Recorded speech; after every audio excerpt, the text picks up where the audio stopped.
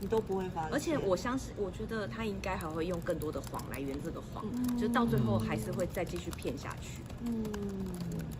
这算是你谈过恋爱最伤的一次吗？很伤。我突然想到，他昨天还有说，那你觉得怎么说比较好？还是我们公开？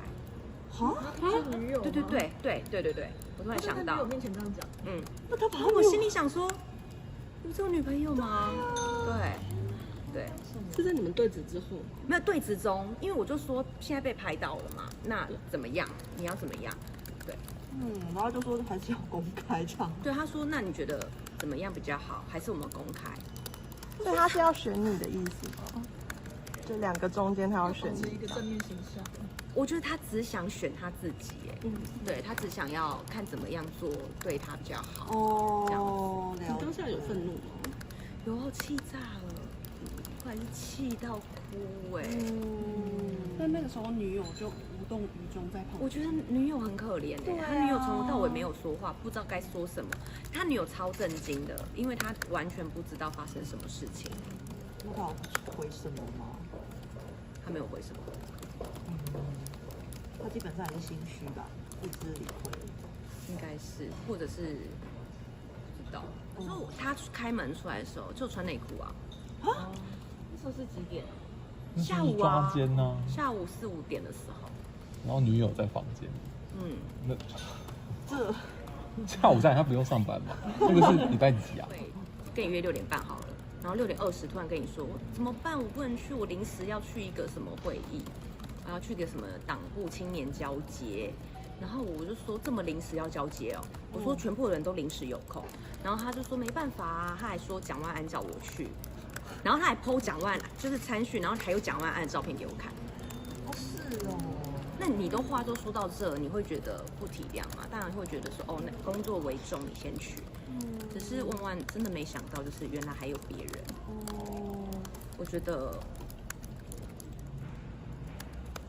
蛮痛心的，就是认识这样子的人，也觉得他怎么会这样？因为一直觉得他是很有抱负嘛，因为年轻人，你又从政这样子，会觉得应该是蛮有理想的。然后他常常都会说，他未来的梦想啊，就是要选议员啊，这样子为民服务这样子。对，所以我就觉得，选民们自己想清楚哈。是，今天蒋万安好像也有受访，讲到这件事情。是哦，我不知道他说什么。他说可能对他的选情不利，就如果他真的想要选议员的话，对，就是可能会影响到他的政治生涯啦。我觉得他也影响到很多人的生涯，所以我觉得他自己做的事要出来面对跟负责。你既然是有心为选民服务的人，你的三观啊，就不能这样子啊。而且你今天欺负2个女生，对，然后声明稿里面，第一点名到的，我觉得没诚意，不觉得被道歉。第二，他女朋友呢，完全没有提到。他女朋友也是政治圈的，我不清楚，因为我不认识他。对。好像他女朋友还反过来安慰你，是不是？对啊，我那时候就爆哭嘛，因为本来真的是要顺势问蓝跟我说，那是不是就是干脆就公开恋情好，也好事一桩。如果我们公开恋情，我也觉得应该对他的选情是可以有正面加分的，就是谈恋爱嘛，正当当的这样子。反正我也单身，你也单身，如果被拍到也无所谓，大家就是公开。这么万万没想到我就打给我弟，我就说哭着跟我弟说怎么办？